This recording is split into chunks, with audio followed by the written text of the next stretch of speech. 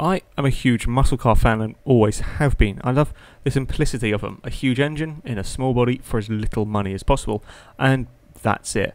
When I say small, that is compared to American cars of the time. Compared to a modern European car, yes, they are, well, rather huge.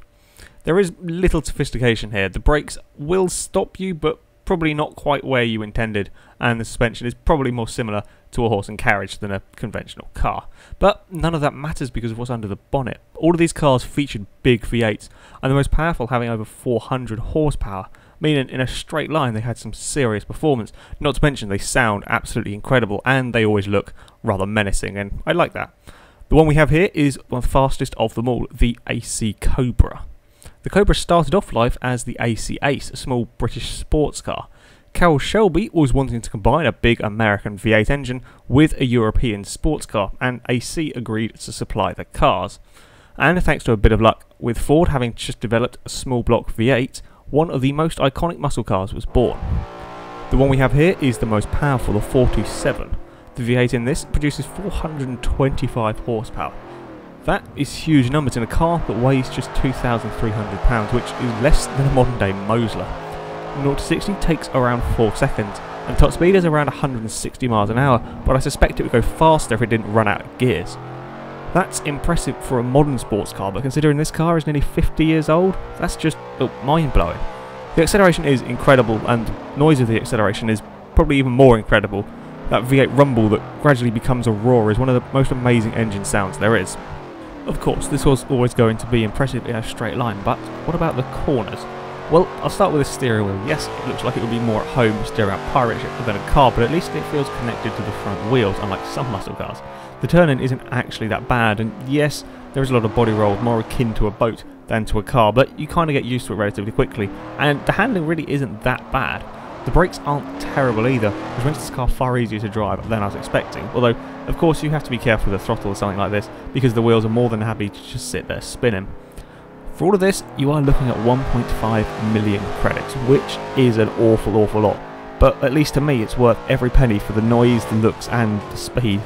There are very few cars I want to own more than one of these, and yes, around the corners it's not sophisticated, but it's not terrible either. And on that note, it is time to hand the Cobra over to the Stig and see what lap time he can get out of it. Okay, so here we are on the line with the Cobra. It's a very noisy, incredible sounding car. It's the first car I've actually had issues with the sound of the video being louder than me talking. There we go.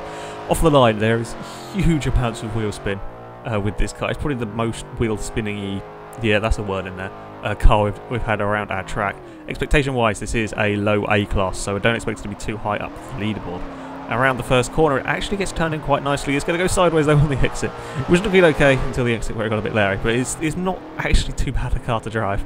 Up to Chicago now, and again it gets turned in nicely. You can see the body roll though. With some upgraded suspension, I have a feeling this car would actually be really quite quick. And we come down to the hammerhead. It can unleash all its 400 horsepower and not have to worry about the corners. And then heavy onto the brakes. The brakes are relatively good. You see there though, the nose dives down quite a lot around the second part of the hammerhead, and we're going to have a bit of oversteer, are we? Just about, maybe, yeah, sort of. There we go. It's a little bit twitchy through there, but of course Stig can keep it under control. Now up to the follow through, and you're going to brake in this car. It might not be the fastest, but it's, yeah, you're not going to go flat out through there. It's going sideways midway through the follow through, and then we're going to go through the tyre wall. Is it looking quick? Yes, it is looking very quick still through there. Up to the second to last corner now, and we're going heavy on the brakes again. It's going to nosedive into the ground. Gets turned in quite nicely. It's going to go sideways again. Relatively hilarious lap this one from the Cobra. Then we're going to go around the last corner. We're going to do some more sideways stuff across the bump, and there we go, across the line. Now, the AC Cobra did a lap time of 1:22.1, which puts it quite a long way down on our leaderboard. However, compared to the car sort of around it, it's faster than a Subaru Impreza, which is a very high B class. It's not even that far away from an Aston Martin DB9 and the Aston Martin Virage, and they're modern day Grand Tourers. Okay, yeah, they're not racing cars and supercars or whatever, but that's still a really impressive lap time from the Cobra there. Which is good because I love the Cobra, and I'm glad to see it is about roughly where its PI should be, considering it's quite an old muscle car. Anyway, that is it for this episode, guys, so thank you very much for watching. If you have a car, as ever, you want to see us review, leave it in the comments section and we shall pick one of them. But yeah, that is it, guys, so until next time, goodbye.